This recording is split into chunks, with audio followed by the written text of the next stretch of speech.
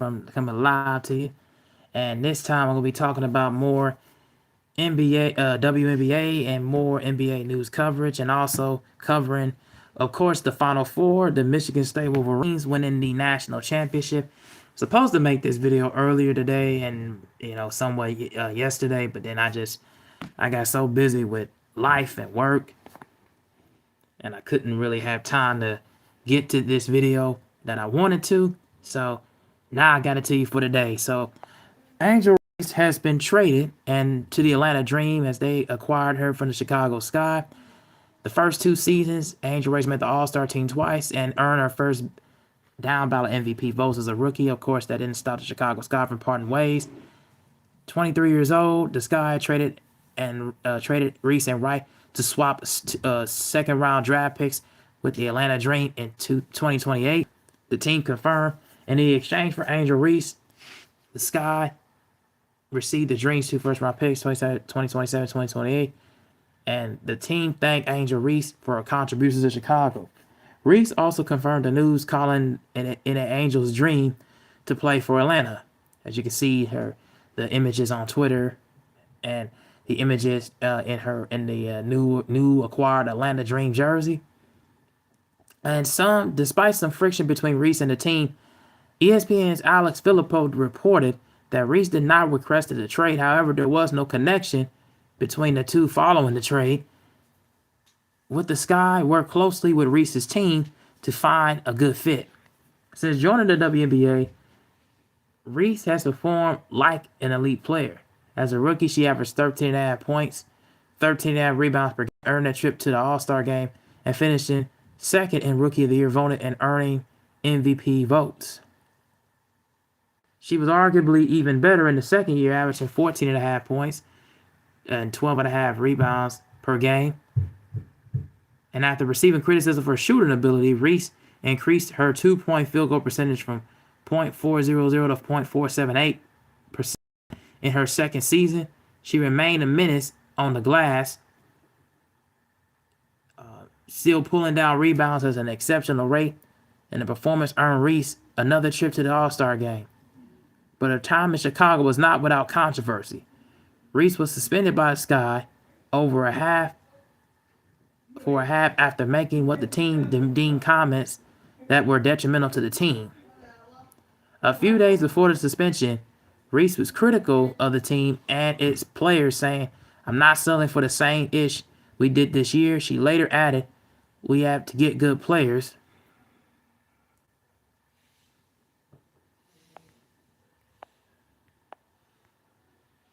We had to get good players, and we had to get great players.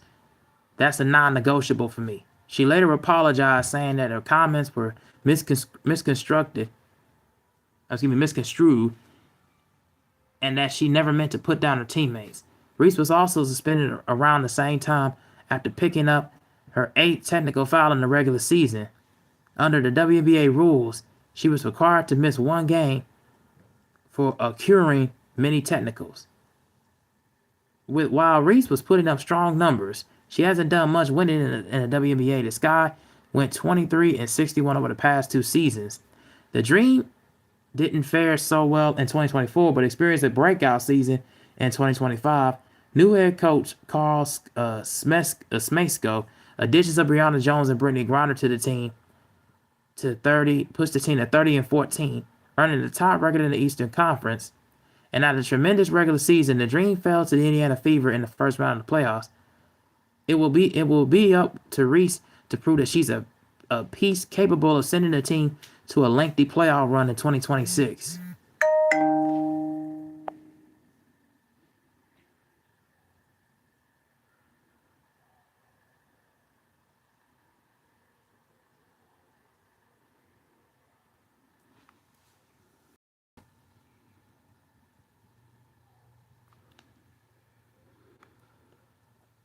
Angel Reese trade, of course, sees Chicago Sky history repeating itself while the Atlanta Dream elevate contender status.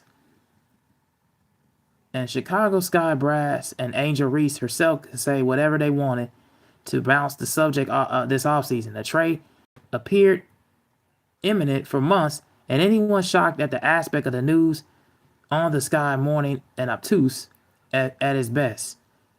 That doesn't mean that the shockwaves are any less impactful for the sky. A franchise consistently mirrored in the controversy and drama, speeding into the spotlight of all-star hosting duties this summer, and now they're without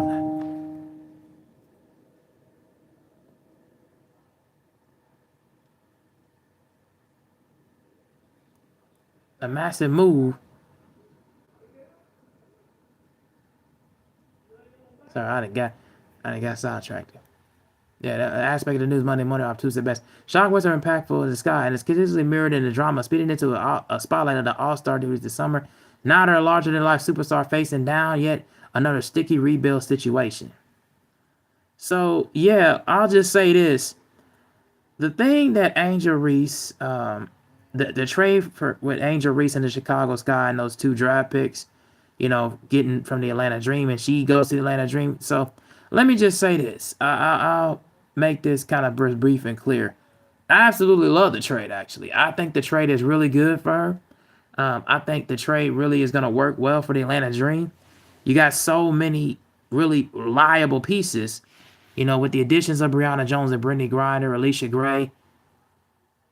But the only problem that I would see is Ryan Howard is the main thing that's gonna make the offense a bit more shaky because she wants to demand the ball and demand the presence at least 10 to 15 times. So that would be the only concern that I would say. But Angel Reese will provide the defense. She, Brittany Griner, and I believe Brianna Jones will provide the offense and defensive capabilities. They'll be all over the glass and the rebounding. So that's going to really help them out better. Versus, keeping those draft picks and going to go try to go get a small /4 and a 3/4, and it doesn't work. I think with this move, it's going to help them and actually elevate them more into the limelight and more into that spectrum and that spectacle. And it's going to make them more dangerous than what you would think. And it's going to challenge a lot of teams in that Eastern Conference. It's going to really throw people off. So I think that's going to really be a tantamount for them. And it also really, for looking for the future, she's going to be in her 3rd year. Once she gets up in the age and once she gets up into that 10 to 12 year, and then now, since the last of her contract with the Chicago Sky, the only time you're probably going to have to restructure it is if she is on that 4-year, that, rookies get that 4-year contract. That's the only time you're going to have to restructure. So you ain't going to have to restructure the contract yet. You're just going to go off of what she's contributing now and the contract that she's contributing now. And also, her stats is only going to go up, and she's only going to get better and elevate her game even more. Because you got not only young presence with the Atlanta Dream, but you got veteran experience. And also with Alicia Gray, who's been in the postseasons plenty of times. Just not, and just this time with the Atlanta Dream, not in 2024, but previously you got people with playoff experience. So when Angel Reese does find a way to get into the postseason, which I believe she will with this team, that kind of experience, and they're in this win now mentality, I think that's going to help them out pretty well. So I like the move. I think it's going to bode well for them. I just think, and I believe that's going to make them a opposing threat to even teams like the Indiana Fever and so on and so forth. So I like the move. I think the move is really good. It's going to do well for her. It's going to elevate her game. And you got veteran presence and, young players, the young rookies, young stars presence in their arsenal. So you got the best of both worlds. And so my thing is with me, with Angel being there, how much of the scoring load and how much of the ball is she going to really get?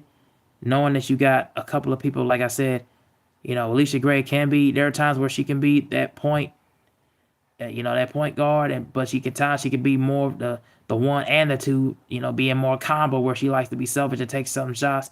And Ryan Howard, like I said, she likes to be selfish and take certain shots herself. So that's going to be a bit of a lull. But I think her with this new coach, Kevin Sameko, is going to really do something wonders with him. Hopefully he'll draw up some better plays. Hopefully he'll do some more plays and everything.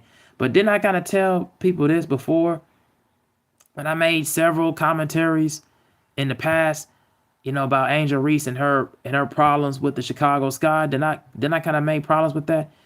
Made videos and content surrounding that. I did say that Jeff Paluga, the owner for the Sky, had some jealousy and had some hatred towards Angel Reese, and some people on the Chicago Sky, even the coach, wasn't really so fond of that at one point in time of her. At one point, there are times where she wasn't really engaged as she wanted to be with the team, and to make comments like, we need to get better players. Yeah, that kind of turned people off. I was like, what do you mean by that? And so that's why she had to, double down and double back down on the comments. But I didn't think anything was wrong what she said. I think she just was just frustrated. A lot of players, that are opposing stars, that gets frustrated when your team has been underperforming for years. And then also, I feel like it's a lot of dismemberment with that Chicago Sky team, its iteration now. I mean, why would you go off of people like Rebecca Allen and Courtney Vandersloot?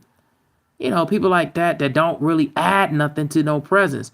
Then why don't you play Haley Van Link? I don't know why. And I'm not saying that she's going to be like that eventual potential star player, but why not play her more? Why are you keep playing these other veteran people that don't oppose nothing? Don't oppose no kind of threats, no oppose no kind of ability to really challenge nothing. So why I kept playing them? So that whole situation with her and the Sky was just not going to work out. Was never going to work out to me. And they still harping about I forget old girl that was that old girl for the Sky that was overseas. That's overseas now. I cannot remember her name, but somebody in the comments will probably remind me of that. But anyways, like I said, I think the move was good. I like what they did, what the Sky did. Acquiring some draft picks, so later on in the future they can probably, let go of them other veteran pieces that they don't need. That's just providing no kind of identity. And then the Atlanta Dream, like I said, they're gonna move forward and go far in the rankings. So they're only gonna get better, and they're only gonna go higher and reach the maximum and a higher ceiling. So yeah, really good move for them. Really good move for them. All right, really good move for the Atlanta Dream.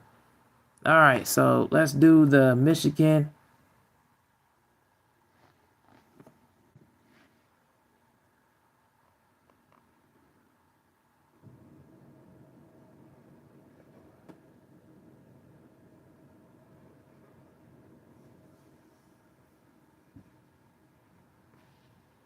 All right, the Michigan and UConn National Championship Men's NCAA Tournament. So the Michigan Wolverines, one of the first times since the early 1980s, they won their second national championship,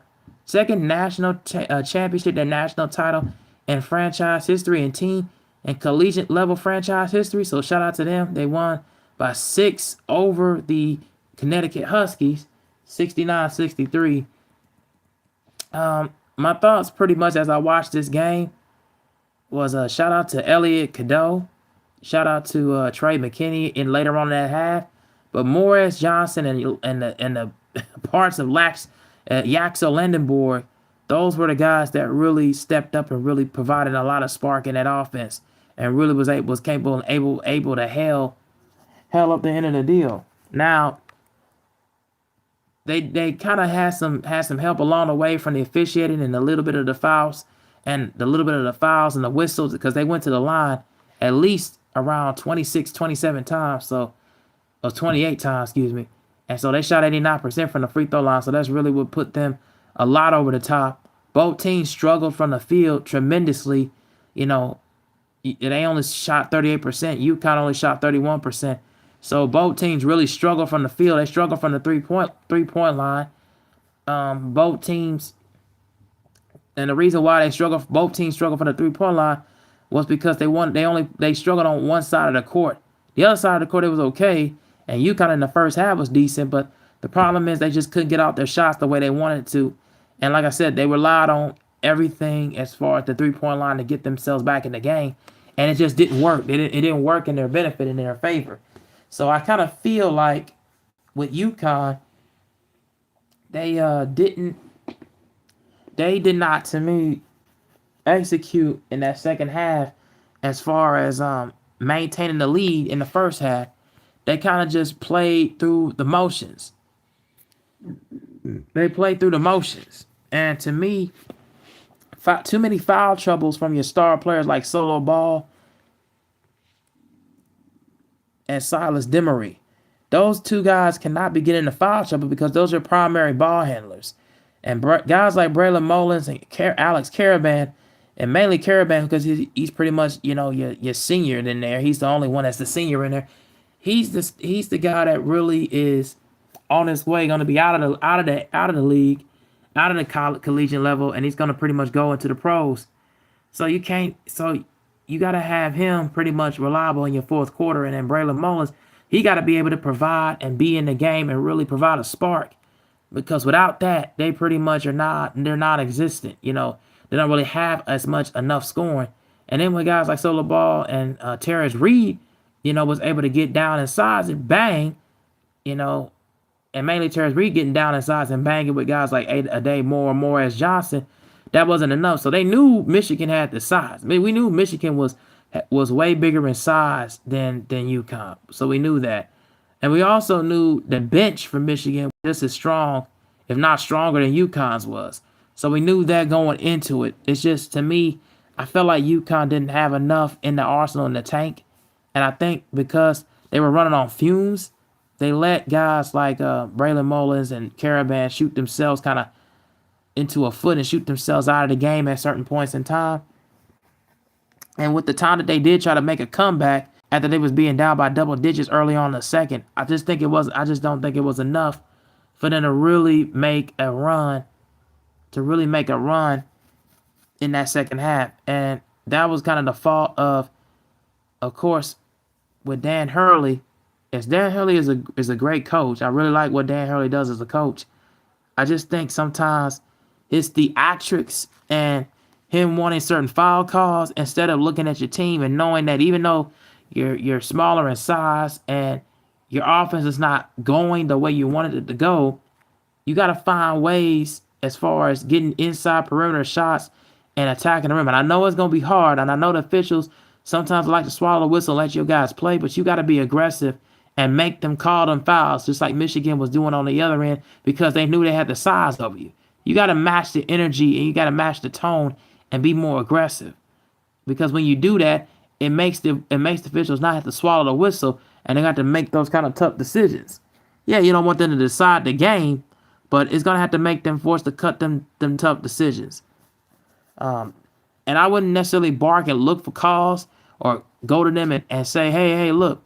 But go to them and say, hey, look, this guy fouled me, hacked me on the arm, or he hacked me on the hand, touched my hand as I'm trying to go in for a shot. Like, you need to do things like that to really attract. But I just think like they just went to the 3-point line and settled for too many outside jumpers and inside perimeter jumpers that were like 20 feet on the outer end of the perimeter. I think they just settled too much.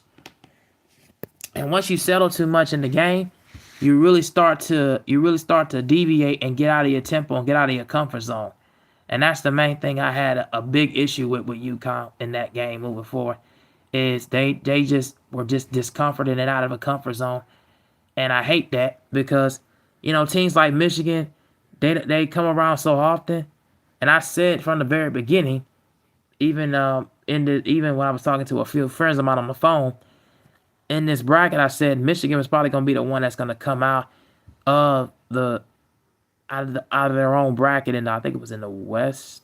I think it was in the West or the Midwest, one of the two, in that bracket, and I think they was going to come out and really make a statement, and they did, because they've been dominant all season. But this is the only time where they had the tone and their energy matched to them. They really had their tone and energy matched to them. And let me not say tone, but not the physicality, but they had met their match. Let me just say this: they had met their match because this UConn team was just completely different than who they've been facing all season, and They face a lot of teams that are one of the slowest paced teams in the league. Like Tennessee was very slow paced team. Of course, Arizona we knew was slow, and then Alabama. These teams that they face in the tournament just could not match their energy and the physicality. Arizona could at some points, but they got out hustled, they got out rebounded, they got outworked in the post, and they got out physical and got out manned by Michigan in some instances. UConn, they couldn't do that. They had to force the fouls and force the action a lot more than they did against Arizona, whereas Arizona just didn't even. And here, I felt like UConn really matched their tone and energy in the first half, but in the second half, it just went completely away because I felt like UConn just settled too much. But those are just my thoughts of the whole UConn and Michigan game.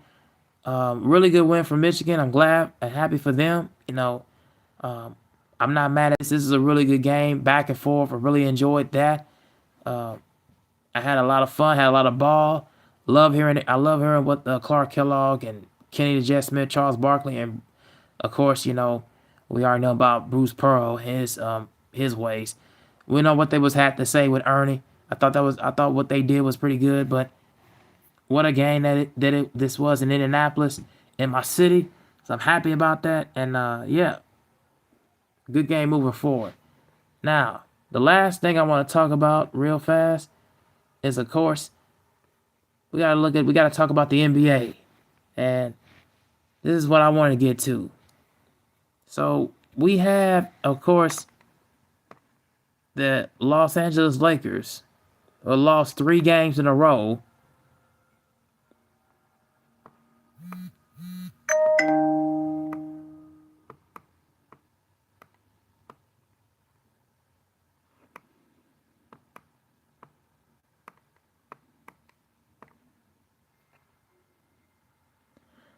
Lost 3 games in a row, and this time to the Oklahoma City Thunder. 123-87. Now, the thing is, I have a hard time, with the way JJ Redick, in these last few games, his lineup changes. And now, since they lost Luka Doncic and Austin Reeves, LeBron James sat out. They just feel like they didn't even want to compete anymore in this regular season games. Being that there's only like 4 more games left. Oh, excuse me, 3 more games left. They just seem like they just didn't want to compete. And now you're dropping down in the conference to 4th place because Denver won. Denver's on a 9-game winning streak now. You didn't let them catch up. And I'll talk about them in a minute and why I think they're dangerous. I think they're one of the dangerous teams in the West. But the Lakers, they didn't fell off track, man, and I really think those injuries really is gonna hurt them in the first round of the playoffs. So they gonna have a hard time getting out of that first round of the playoffs, man. They're gonna really have a hard time. Cause you can't be having these guys getting injured at the wrong period of time. And JJ Redick, you gotta play your other guys. You gotta play Vanderbilt more. You gotta play Rory Hachimura more. You gotta play Ayton more and Jackson Hayes more. Sometimes I feel like he plays guys and a lot of these star players, in the rotation because he knows how good the playmakers that Luka and Austin Reeves can be. They just run them on fumes. And I feel like JJ Redick, you got to play your roster more. And in this game against the Thunder, he didn't do that. And then by the time he did, it was too late. You got Maxi Kleber, you got guys that you can play more, but you just didn't do that. And I think that's a big problem. Moving forward, he gotta try to find some way to do so, because if you don't, it's gonna pretty much do you in, man. It's gonna hurt you even more. I'm not saying that they was gonna beat teams like Oklahoma City or San Antonio in the playoffs, but I'm saying is to make an adjustment is the very much an important thing, and keeping your job is very sanctimonious. It's very much on the bottom, thin on the bottom line. Because if you don't do that, then man, you're gonna be in the hellhole. You're gonna be in a big time hole, and there's somewhere that you don't want to be. And led by the way with OKC, of course, SGA, who and right in my shot down in mind, and I'll be talking about the MVP race too, and who I think is gonna win. So that would be my last topic of the day also. I will be talking about that. And but he had 25 points. He was just absolutely killing it. Chet Holmgren was in double figures.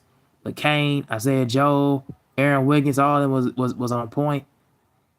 It was in double figures. The other J Dub, Jalen Williams, did not play in this game. They were resting him up until the postseason. The Thunder are pretty much over the 60 win mark. Congrats to them. Salute to them, man. They continue to still be number one and prove why they're the best team in the league and why they're the defending champions.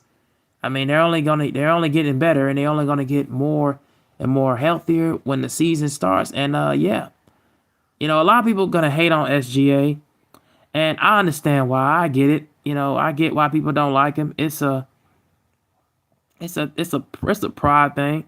I understand. It's not.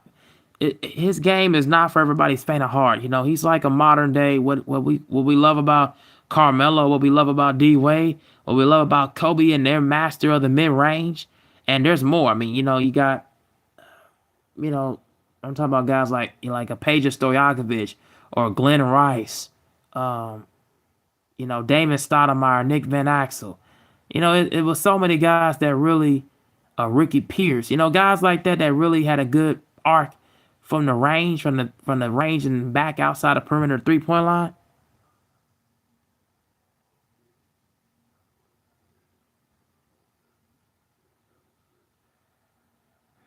It's a thing where I just feel like I just feel like it's a thing where we don't really like to acknowledge and give the credit to where credit is due. But I feel as if when we start to really highlight and acknowledge that's when we will actually get somewhere. That's where we're actually going to get better and recognize game by game basis and how good somebody like an SGA can be moving forward. And his game is only going to get more polished as the years go on. All right. So, in the last one, I'm really going to highlight and talk about. Oh, we will get to the Rockets game, but we'll get to that in a minute. So, yeah, the Denver Nuggets on a 9-game winning streak, led by the way of Nikola Jokic, 35 points. Aaron Gordon with 8 of 14. Jamal Murray with 20 points. But let me just tell you something about this Denver Nuggets team and why I think they're the most dangerous team headed into the postseason in the Western Conference. Number one, you got the return of Aaron Gordon. Number two, Aaron Gordon's defensive presence and Nikola Jokic dominance. And number three, Jamal Murray. These three players right here are your answer. Yeah, I mean, yes, you got Christian Brown and Cameron Johnson and Valanciunas, Strawther, Tim Hardaway, Bruce Brown. All them other guys is cool, but those three guys right there together, Gordon, Jamal Murray, and Jokic, are the main three guys that are keeping this Denver Nuggets team like lining up as a float. And without them, Denver would just not only be an average team, it would be a below average team. They'd be below average team to pretty much mediocre. Destruction at this point. And yeah, beating the Portland Trailblazers, they're on a 9-game winning streak. And again, Aaron Gordon's defense and impact of the game, Jamal Murray's unselfishness with the ball and distributing it to everybody, Jokic with his ability to distribute the ball as well, a walking 30 points a night, triple-double. I mean, that's just, you can't get no better than that. You cannot get any better than what he does down the stretch.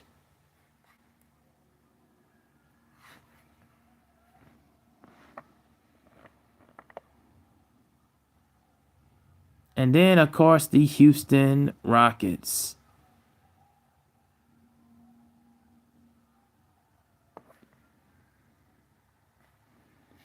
Houston Rockets on a 3-game winning streak, winning over the Phoenix Suns. The Suns still in 7th place. The Rockets still in 5th, but they're about to probably move up in the 4th. They went over the Phoenix Suns by 14. Led, by the way, of course, of Shagun Durant and Jabari Smith. Tari Eason came in off the bench. He had 12 points. Aaron Holiday as well. He had 12 points off the bench. by vehemently, we all knew exactly where this game was heading and where things are heading more or less. And the Rockets are going to be coming as well. They're going to be a highlight. They're going to be a challenge.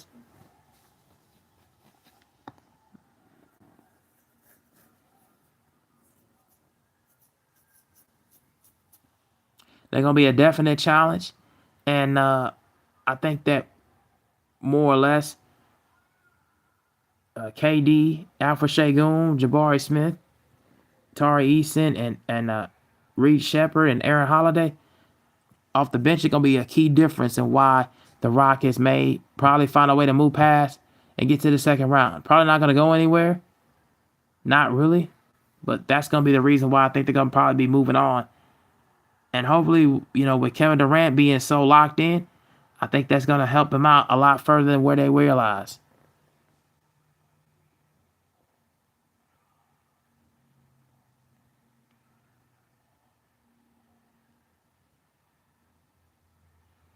All right, guys, but that'll be it for you. That'll be it for tonight.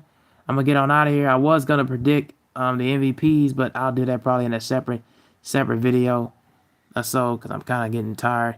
But yeah, I'll see y'all. I'll see y'all in the next one, next stream. All right, I'm out. Peace.